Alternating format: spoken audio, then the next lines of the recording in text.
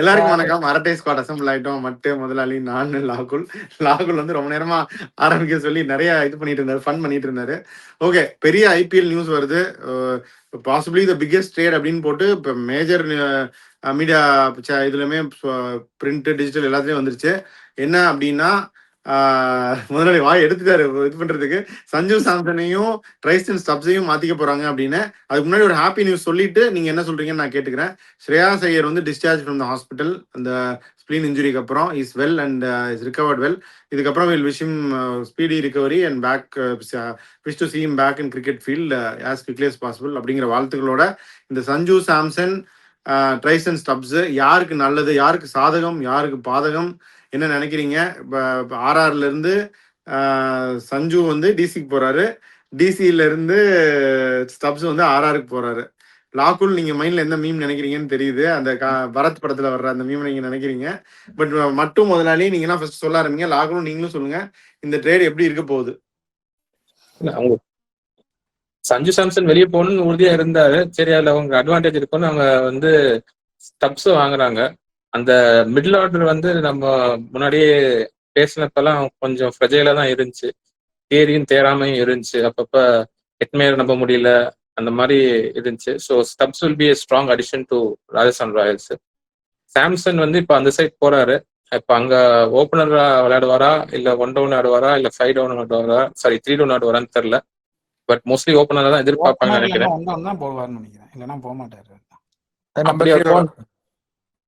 Captaincy கொடுத்துருவாங்களா Axar Patel இருந்து வாங்கி? கண்டிப்பா அது இன்னொன்று இருக்கு. ஸோ இதெல்லாம் நடந்திருக்கு. மற்ற நீ தான் நிறைய புலம்பிட்டு இருந்த, சொல்லு. நம்ம இதுக்கு ஒரு வாரம் பார்த்தேன். பட் இது அவங்க வந்து ராஜஸ்தான் ராயல்ஸ்க்கு குட் டீல் தான். ப்ரொவைடட் சஞ்சு சாம்சன் வந்து நான் எப்படியும் போறேன் அப்படின்னு முடிவு பண்ணிட்டாரு, என்ன வெளியே ரிலீஸ் பண்ணுங்க. இல்ல இது வந்து ஃபைனலைஸ்டா, இது ரூமரா? Like Times of India report, mostly media report, Times of India எல்லாம் போடுறான். மோஸ்ட்லி இதாக தான் இருக்கும். At least there is some truth to it. I think இன்னொரு இது கூட கேட்டாங்களாம், இன்னொரு அன்கேப் பிளேயரும் சேர்த்து கேட்டாங்களாம். அது முடியாதுன்னு சொல்லிட்டாங்க அப்படின்னாங்க. ஐ திங்க் விப்ரஜினிக்கும் கேட்டிருப்பாங்கன்னு நினைக்கிறேன். அவங்களுக்கு அந்த ஆல்ரவுண்டர் தானே மெயினா இருக்கு. இப்பயுமே வந்து இதுல வந்து இவங்களுக்கு சஞ்சு சாம்சன் இல்லாம ஜெய்ஸ்வால், சூரியவன்ஷி, ராணா, பராக், ஸ்டப்ஸ், ஹெட்மயர், ஜுரல் நம்பர் 7 வந்துடும். அதுலயுமே வந்து யாருமே பெருசா ஒன்றும் பவுலிங் போடல. பராக், ஸ்டப்ஸ் எல்லாருமே சும்மா ஆஃப் ஸ்பின் தான் கொஞ்சம் போடுவாங்க. பெருசா ஒன்றும் இருக்காது அவங்களுக்கு. ஸ்டில் வந்து ஒரு ஆல்ரவுண்டர் ஆப்ஷன் வந்து அவங்களுக்கு தேவை. அதுல ஐ திங்க் அவங்க ஃபாரின் ஆப்ஷன்ஸ் போவாங்கன்னு நினைக்கிறேன். ஏன்னா இதுலேயே ஃபுல்லாவே ஒரே ஒரு ஃபாரின் பிளேயர் தான், 2 ஃபாரின் பிளேயர் தான் இருக்காங்க, ஃபுல்லி பேக்டு. டெல்லிக்கும் ஒரு நல்ல ஆப்ஷன் தான் இது. ஸ்டப்ஸ் போறது ஒரு பெரிய இதுதான். பட் ஸ்டில் ஒரு சஞ்சு சாம்சன் அளவுக்கு ஒரு இந்தியன் பிளேயர் வராருன்னா அது ஒரு பெரிய இதுதானே. இதுல வந்து டெல்லிக்கு தான் வந்து அட்வான்டேஜ் அப்படின்னு நான் நினைக்கிறேன். நீங்க எல்லாம் என்ன நினைக்கிறீங்க? கேஎல் ராகுல் doesn't go to any other. இது நீங்க வந்துட்டு கேகேஆருக்கு இவர் கேஎல் ராகுல் அனுப்புங்க, ரசில் வாங்கிக்கிறோம், அந்த மாதிரி ஏதாச்சும் பண்ணாம இது அப்படியே கேஎல் ராகுலும் இருந்தாருன்னா பயங்கர நல்ல டீல் டெல்லிக்கு. ஒன்னே ஒன்று நான் சொல்றேன். முதலாளி வந்து சொல்லும் போதே சொன்னாரு ஹெட்மேயரை நம்ப முடியாது அப்படின்னாரு அவரு. அப்ப நீங்க ஹெட்மேயரை தள்ளி விட்டு அந்த ஸ்பாட்டுக்கு ஸ்டப்ஸ் மாதிரி ஒருத்தர் எடுப்பீங்களா? எதுக்கு சஞ்சுவை நீங்க குடுக்குறீங்க? சஞ்சு குடுக்குறாங்கன்னா சஞ்சு நான் போறேன்னு முடிவு பண்ணிட்டாரு. பட் போறாரு. பட் அவங்க நீ கூட தான் ரெக்கார்டிங் வரல போறேன் அப்படின்னு புடிச்சு கூட்டிட்டு வந்திருக்கோம்ல. ஓனர் தானே.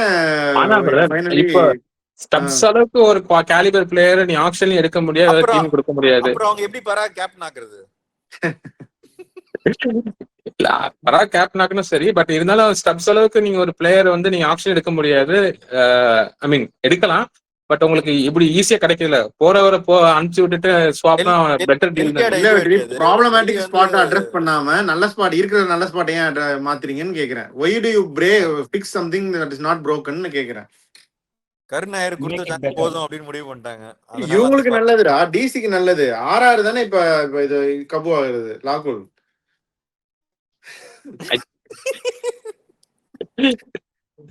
இல்ல ராஜஸ்தான் ராயல்ஸ்க்கு வேற வழி இல்ல. சஞ்சு சாம்சன் எப்படியா இருந்தாலும் போறாருன்னு முடிவு பண்ணிட்டாரு. என்ன ட்ரேட் பண்ணுங்க இல்ல ரிலீஸ் பண்ணுங்க. அட்லீஸ்ட் போறதா இருந்தா ஆப்ஷனுக்கு போ தம்பின்னு சொல்லிடலாம். அட்லீஸ்ட் அவங்க பெரிய பாஸோட போனால இல்ல ரீட்டைன் பண்ண. 3 வருஷம் அவங்க ஓனர் கால் தானே ஃபைனலி. போறேன்னு சொன்னாலும் இருக்க வைக்கிறது. ஓவர் ரைட் பண்ணலாம் ஓனர் நினைச்சா.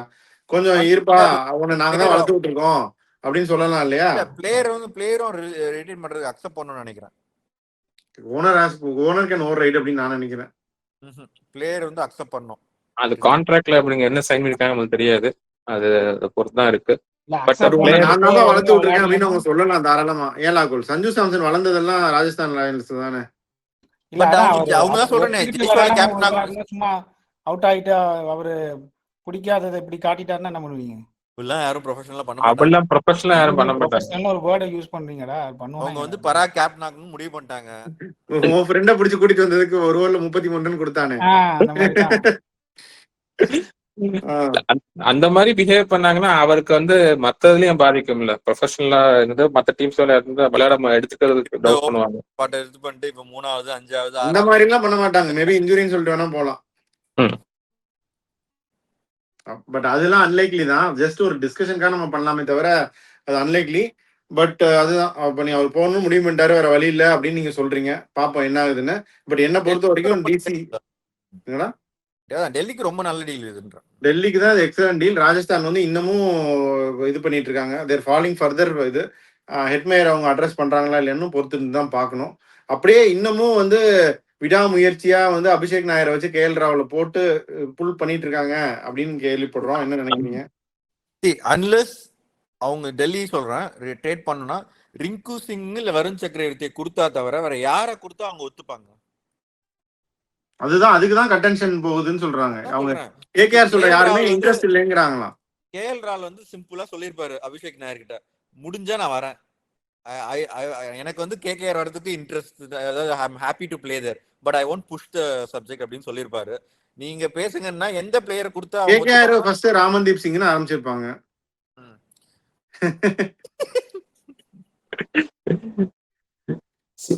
அவங்க கேகேஆருக்கு வந்து அந்த அளவுக்கு they don't have enough good enough player to trade for KL ராகுல். ஏன்னா அந்த மாதிரி பிளேயர் இருந்திருந்தா கேஎல் ராகுல் அவங்க கேட்டிருக்கவே மாட்டாங்க. அந்த லெவலுக்கு இப்ப அவங்க நிறைய கொடுக்க முடியாது, வருண் சக்கரவர்த்தி கொடுக்க முடியாது.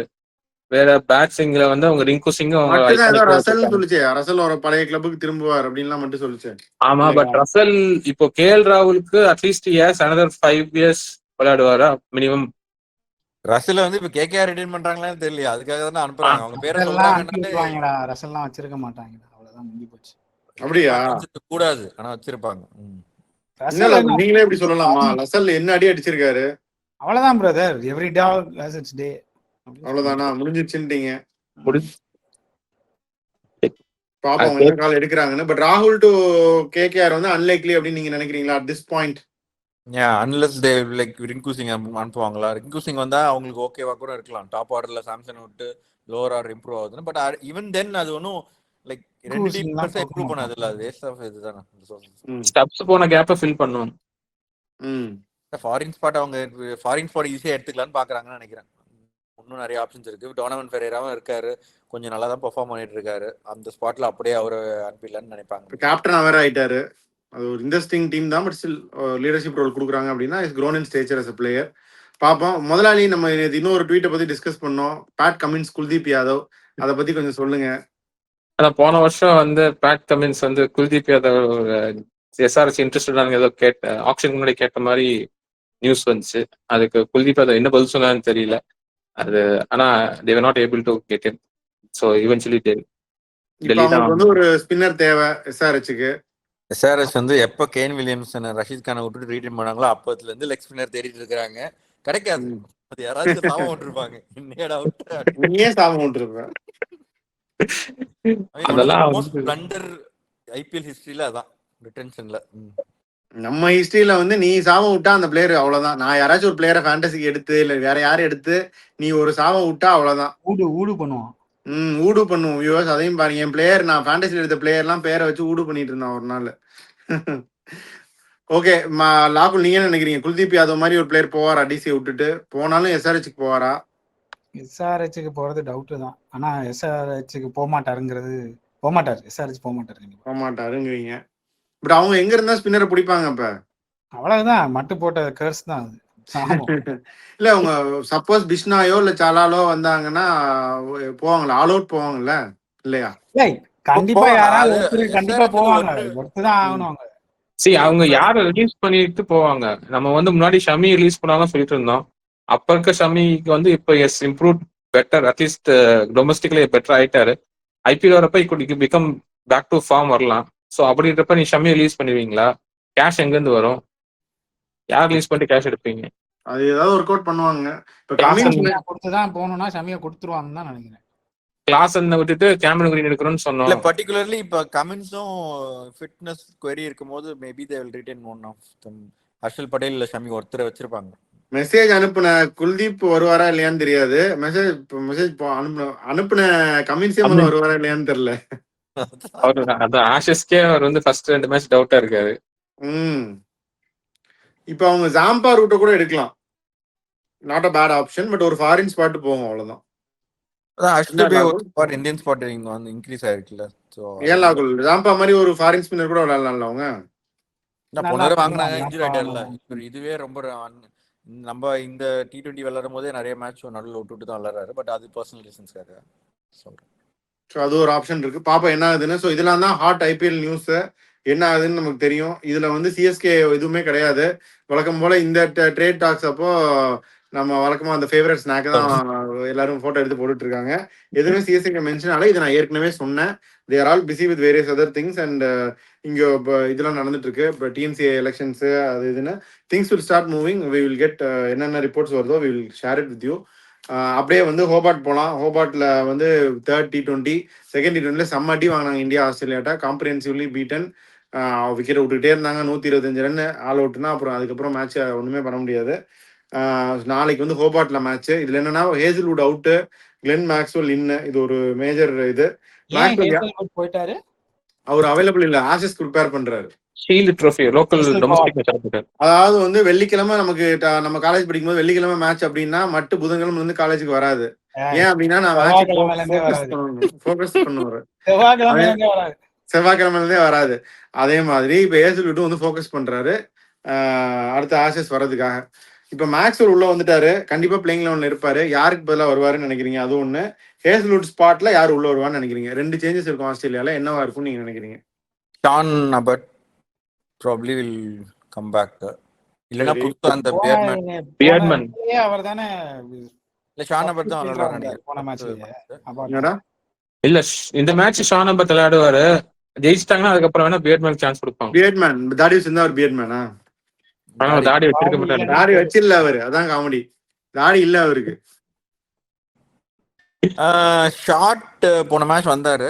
Short or Mitchell Owen. But Short தான் வெளியே போவார் நான் நினைக்கிறேன். மிச்சோவன் வெளியே போவாரோன்னு எனக்கு தோணுது. ரொம்ப நாளா மிச்சோவன் வந்து மேக்ஸ்வெல்காகவே வச்சிட்டு இருக்க அந்த கெடா மிச்சோவன் தான் அப்படின்னு நான் நினைக்கிறேன். இல்ல இன்னொன்னு வந்து ஷார்ட் வந்து போன மேட்ச் ஆனதுக்கு காரணம் வந்து அவர் அங்க லோக்கல் விக்டோரியா பிளேயர்ன்றதுனால கொண்டு வந்தாங்கன்னு நினைக்கிறேன். இல்லாட்டி ஏன்னா இதற்கே ஆஸ்திரேலியா எப்பயுமே ஒரு லோக்கல் பிளேயர் விக்டோரியா பிளேயர் வச்சிருப்பாங்க. அந்த ஸ்டேட் பிளேயர். ஆனா எனக்கு என்னமோ மிச்சோவன் அந்த பவுலிங்கும் நிறைய மிச்சோவன் கொடுக்குறாங்க. மேக்ஸ்வெல்காக வளர்க்கப்பட்ட கெடா வந்து மிச்சோவன் தான் அப்படின்னு நான் நினைக்கிறேன்.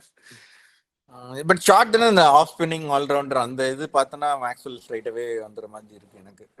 சரி ஓகே பாப்பா. எனி கால் அது 2ல 1 தான் கை வைப்பாங்க. யாரை கை வைப்பாங்கன்னு தெரியல.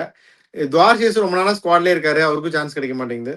ஆக்சுவலா துவார்ஷிஸ்க்கும் நல்ல ஆப்ஷன் தான். பட் பாப்போம் எப்படின்னு. சரி இந்தியா ஏதாவது சேஞ்ச் பண்ணுவாங்களா? இப்ப எல்லாரும் சொல்றாங்களே அப்படின்னு சொல்லிட்டு அக்ஷதீப் சிங்லாம் மேக் மை ட்ரிப்னு நம்ம முதல்ல சொல்லிட்டோமே. போனோமா சிட்னில 2 செல்ஃபியை போட்டோமா. அதான் ஒரு இதுல இருந்தது. அவரு 2-3 பேர்லாம் ஊபர் ஒரு இந்தியன் நம்பர் 8ல வந்து ஹர்ஷித் ராணா விளையாடுறது வந்து தப்பு இல்லை. ஏன்னா பேட்டிங் வேணும். நம்ம இப்ப இருக்கிற இதுல நம்பர் 8ல ஓரளவுக்கு பேட்டிங் பண்ணணும். பட் ஆனா அவரோட பிரைமரி இதை ஒழுங்கா பண்ண மாட்டாரு. Not good enough to be a bowler. அது வந்து ஓடிஐல இருந்து ஒரு விக்கெட் எடுத்தப்ப வந்து ரோஹித் சர்மா வந்து நீ ஸ்லிப் வச்சு போடு அப்படின்னு அட்வைஸ் கொடுத்து விக்கெட் எடுக்க வச்சாரு. இப்போ ஸ்லிப் அட்வைஸ் கொடுக்க ரோஹித் சர்மா இல்ல. அதனால அவர் கொஞ்சம் ஸ்ட்ரகிள் பண்றாருன்னு நினைக்கிறேன். சரி ஹர்ஷதீப் குல்தீப்பா அது அந்த ஒரு ஸ்பாட் தான் அப் ஃபார் கிராப்ஸா? அது ஒண்ணுதான். பட் ஆனா இதுதான் பயங்கரமான பேட்டிங் பிச். இதுல 2 ஸ்பின்னர் இருந்தா விக்கெட் எடுத்த குல்தீப் இருந்தா நல்லா தான் இருக்கும். அதே டீமோட போனா பெட்டர் நான் நினைக்கிறேன். இல்லடா இன்னொரு ஃபோர்ஸ் சேஞ்சஸ் கூட இருக்கலாம். இது அக்சர் அன்னைக்கு இட் டிட்ன்ட் லுக் 100% பவுலிங்கும் போடல. அப்படியே இருந்தா சுந்தர் வரலாம்னு நினைக்கிறேன் நான். லைக் ஃபார் லைக் பட்டேலாமா இன்ஜுரி ஆனச்சுல அந்த டைவ் அடிச்சு அப்படி நடந்தா வாஷிங்டன் சுந்தர் வந்துருவாருன்னு நினைக்கிறேன். இது தவிர வேற என்ன சேஞ்ச் இருக்குன்னு எனக்கு தெரியல. சரி இந்தியா பவுன்ஸ் பேக் பண்ணிடுவாங்கன்னு நினைக்கிறீங்களா? இல்ல நாளைக்கும் ஆஸ்திரேலியா தான் ஜெயிப்பாங்களா? ஏசல்வுட் இல்லல்ல, இப்ப இந்தியா இல்ல. ஜெயிக்கிறதுக்கு சான்ஸ் ஜாஸ்தி. இப்போ வந்து இந்தியா வந்து ஸ்லைட்லி பெட்டர் சான்சஸ் ஹேசல்வுட்ல. 2 பேர் இந்தியான்ட்டீங்க. மட்டும் நீ இந்தியா தானா? சரி 3 பேர் இந்தியான்ட்டீங்க. அப்ப இந்தியா ஜெயிச்சிரும் நாளைக்கு. அப்படியே இங்கிலாந்து இதுக்கு போங்கப்பா, நியூசிலாந்துக்கு. நிறைய பேர் நம்ம அதை பத்தி பேசலன்னு சொன்னாங்க. 2-2 ஆல் அவுட் ஃபேன்சியா. அவங்க வந்து 226 ஃபார் 8 விக்கெட்ஸ் போய் தான் எடுத்தாங்க. கடைசி 2 விக்கெட்ல ஜெயிச்சாங்க. இங்கிலாந்து வழக்கம் போல டாப் 5 மொத்தமா சேர்த்து எல்லாம் சிங்கிள் டிஜிட் 5, 8, 2, 6 ஏதோ பின்கோடு மாதிரி அடிச்சுட்டு அவுட் ஆயிட்டாங்க. ஜாஸ் பட்லர் மட்டும் 38. ஓவர்டன் நம்ம சொன்னோம் 68 அடிச்சிட்டார் திரும்பியும். பிரைடன் கார்ஸ் ஒரு 36. இவங்க 2 பேரும் தான் கான்ட்ரிபியூட் பண்ணியிருக்காங்க. 2-2 தேத்துனாங்க. பட் அதுல வந்து டஃபி நல்லா போட்டாரு 3 விக்கெட்டு. ஜாக் ஃபோக்ஸ் ஒரு 2 விக்கெட்டு.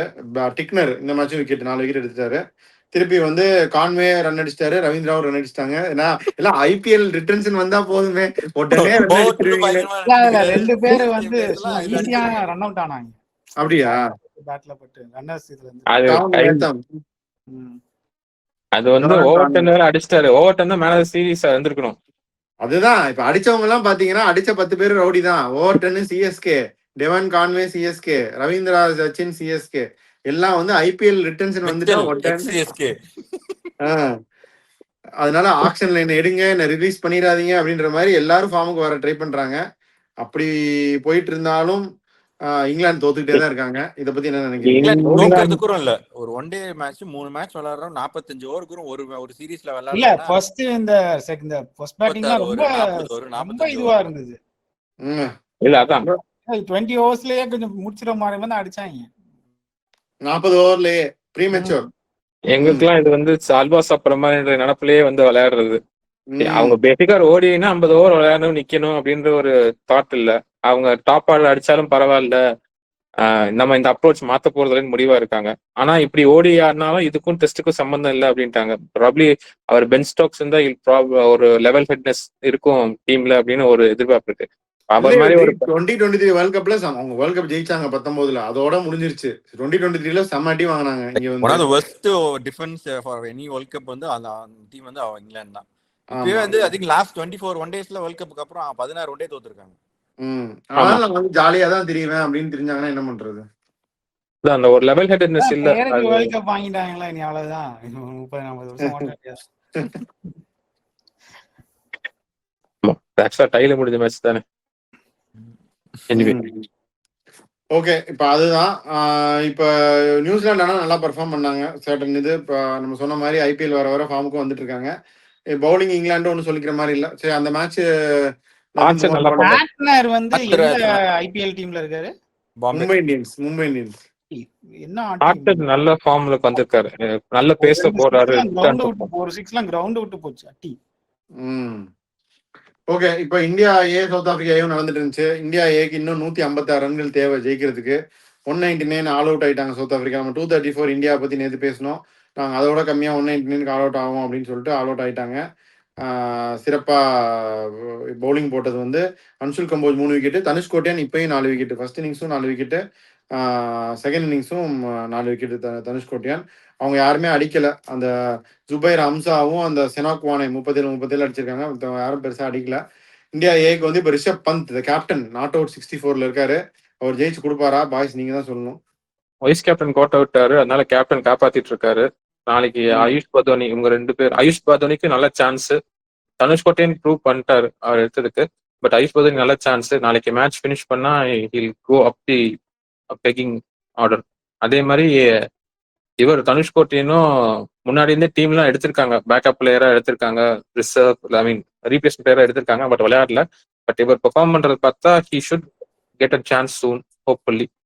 பட் உங்க சாய் சூ அடிக்கலையே. அவரு அது சொல்லிட்டாருல, கம்பீர் வாக்குறுதி கொடுத்திருக்காராம். அபார நம்பிக்கை வச்சிருக்கேன் உன் மேல, நீ ஒரு பெரிய பிளேயர், அஸ்வம் தான் பெரிய பிளேயர் தான், உன்னை உயர்த்தும் அப்படின்ட்டாரா?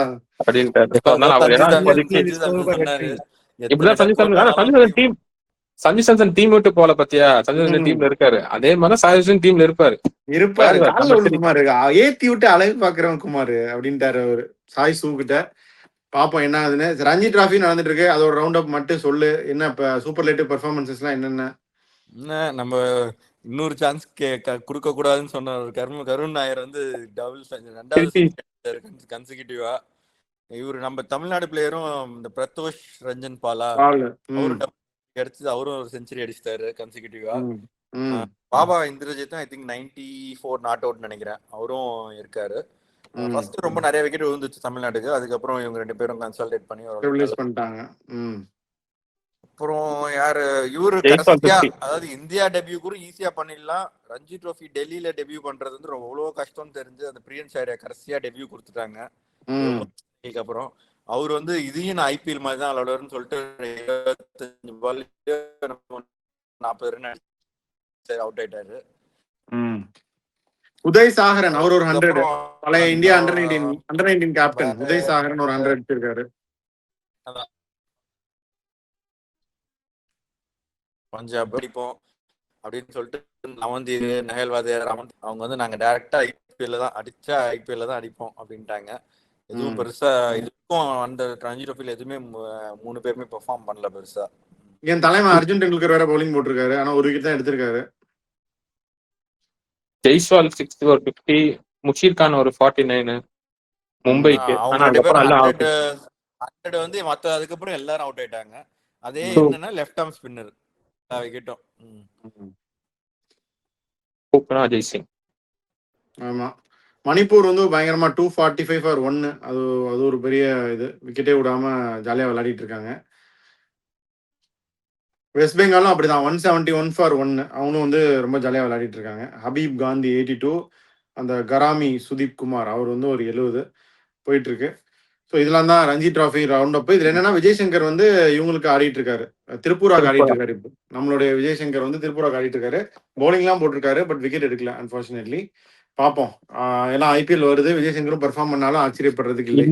இன்னொன்னு வந்து ரஞ்சி ட்ரோஃபி வந்து இப்போ நம்ம கோயம்புத்தூர் நடந்துட்டு இருக்கு, தமிழ்நாடு டீம். அது கோயம்புத்தூர்ல வந்து 2027 ஒரு இன்னொரு இன்டர்நேஷனல் ஸ்டேடியம் கட்ட போறதா பிளான் போட்டிருக்காங்க. இது பண்ணிருக்காங்க, யாரும் இன்னும் இது பண்ணல. ஸோ பார்ப்போம். ஓகே, ஸோ இப்போதைக்கு இவ்வளோதான். ஐபிஎல் நியூஸ் என்ன ஆகுது அப்படின்னு இன்னும் பொறுத்திருந்து பார்ப்போம், எது மெட்டீரியலைஸ் ஆகுது எது ஆகலை அப்படின்னு சொல்லிட்டு. என்ன நடக்குதுன்னு நமக்கு அஃபிஷியலாக வந்தால் தான் தெரியும். Will wait. முதலாளி ஏதாவது சொல்லணும்னா சொல்லுங்க, கம்பெனியை மூடலாம். We'll be back with more updates. We'll keep you posted. We'll sign off for this. You're at a spot. Bye.